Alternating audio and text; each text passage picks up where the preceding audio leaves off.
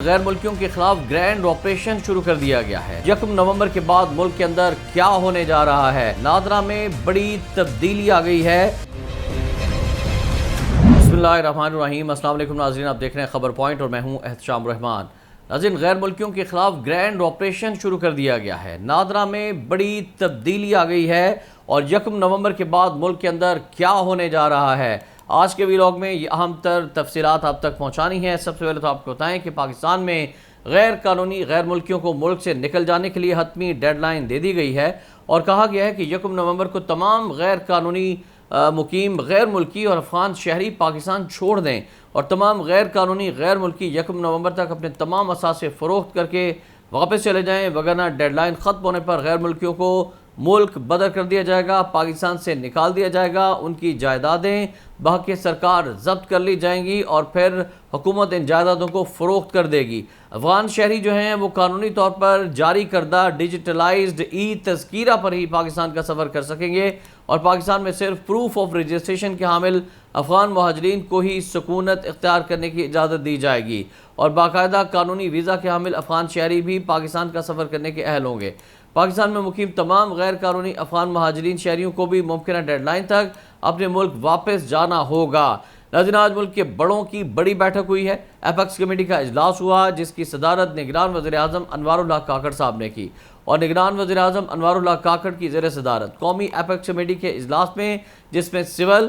اور عسکری حکام، حساس اداروں کے سربراہان، چاروں صوبائی آئی جیز اور چیف سیکرٹریز نے بھی شرکت کی۔ اجلاس میں ملک کی مجموعی امن و امان کی صورتحال کا تفصیلی جائزہ لیا گیا۔ ایپیکس کمیٹی نے نیشنل ایکشن پلان کے تحت پاکستان میں غیر قانونی طور پر مقیم تمام غیر ملکیوں کو ملک بدر کرنے کا حتمی فیصلہ کیا۔ Army chief general Asim Munir صاحب نے کہا ہے کہ ایک پاکستانی شہری کی جان اور مال اور فلاح و بہبود کسی بھی دوسرے ملک اور کسی بھی دنیاوی مفاد سے زیادہ مقدم ہے۔ اس اہم اجلاس کے بعد وفاقی نگران وزیر داخلہ کی جانب سے پریس کانفرنس کی گئی اور انہوں نے بتایا کہ تمام غیر قانونی غیر ملکیوں کو ڈیپورٹ کر دیں گے اور اس سلسلے میں 1 نومبر کی ڈیڈ لائن دے دی گئی ہے۔ سرفراز بگٹی صاحب نے پریس کانفرنس سے خطاب کرتے ہوئے کہا کہ پاکستان ایک ایسا ملک ہے دنیا بھر میں جہاں غیر ملکی بغیر پاسپورٹ کے بھی آ جاتے ہیں اور جعلی شناختی کارڈز کی بھرمار ہے۔ انہوں نے اعلان کیا کہ جو جعلی شناختی کارڈز کی نشاندہی کرے گا اس کو انعام دیے جائیں گے اور اس سلسلے میں ایک ویب پورٹل بھی بنایا جا رہا ہے۔ اور ناظرین، آج ہی ایک اور بڑی اہم ڈیولپمنٹ ہوئی ہے۔ قومی ایپیکس کمیٹی کے اجلاس سے پہلے army chief general Asim Munir کی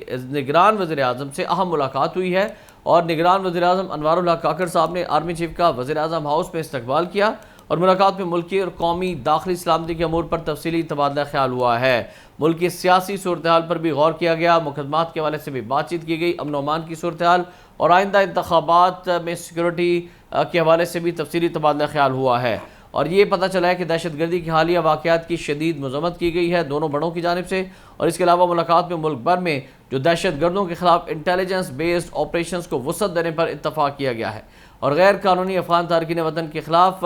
سندھ حکومت بھی آج ایکشن میں نظر آئی ہے۔ تارکین وطن کے خلاف کارروائیوں کے لیے محکمہ داخلہ نے مشترکہ کمیٹیز بنانے کا آج فیصلہ کیا اور وفاقی کابینہ نے چیئرمین نادرا کے لیے ایک بڑا اعلان کر دیا۔ چیئرمین نادرا کے لیے مجوزہ 3 ناموں میں سے لیفٹیننٹ جنرل محمد منیر افسر کی بطور چیئرمین نادرا تعیناتی کی آج منظوری دے دی گئی ہے۔ یہ بڑا اہم فیصلہ ہوا ہے اور چیئرمین نادرا تعینات ہونے والے لیفٹیننٹ جنرل محمد منیر افسر ہلال امتیاز ملٹری پاکستان آرمی اور اقوام متحدہ مشن میں آئی ٹی سے متعلق تکنیکی ترقی اور انتظام کا وسیع تجربہ رکھتے ہیں۔ Public policy and national security management میں وہ ایم فل مکمل کر چکے ہیں۔ سن 2010 کے سیلاب کے دوران جی آئی ایس کے شعبے میں پبلک پالیسی رسپانس پر تحقیقی مقالہ انہوں نے مرتب کیا تھا۔ لیفٹیننٹ جنرل منیر افسر نے geographic information systems G I S اور ریموٹ سینسنگ میں ایم ایس بھی کر رکھا ہے۔ فوٹومیٹری کے ذریعے تیز رفتار جغرافیائی ڈیٹا تخلیق سے متعلق ان کے مقالے پر انہیں صدارتی ایوارڈ سے بھی نوازا جا چکا ہے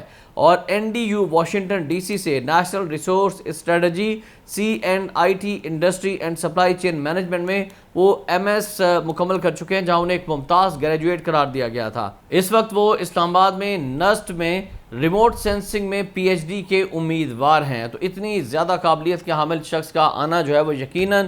نادرا کے لیے بڑا فائدہ مند ثابت ہوگا اور بالخصوص پاکستان کے لیے بہت زیادہ فائدہ مند ثابت ہوگا اور ہم امید کرتے ہیں کہ ایک تو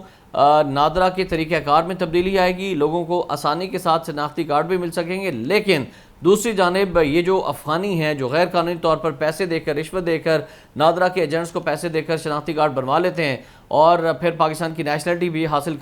کر لیتے ہیں، تو ان کے خلاف کریک ڈاؤن بھی ہوگا اور نئے جو چیئرمین ہیں وہ نادرا کے اندر جو ہے وہ بھرپور آپریشن کریں گے سب سے پہلے، تاکہ ڈیٹا چوری نہ ہو اور ڈیٹا محفوظ رہے، ڈیٹا پروٹیکشن کے حوالے سے اقدامات کریں اور ایسی کالی بھیڑوں کی نشاندہی کر کے ان کو عبرتناک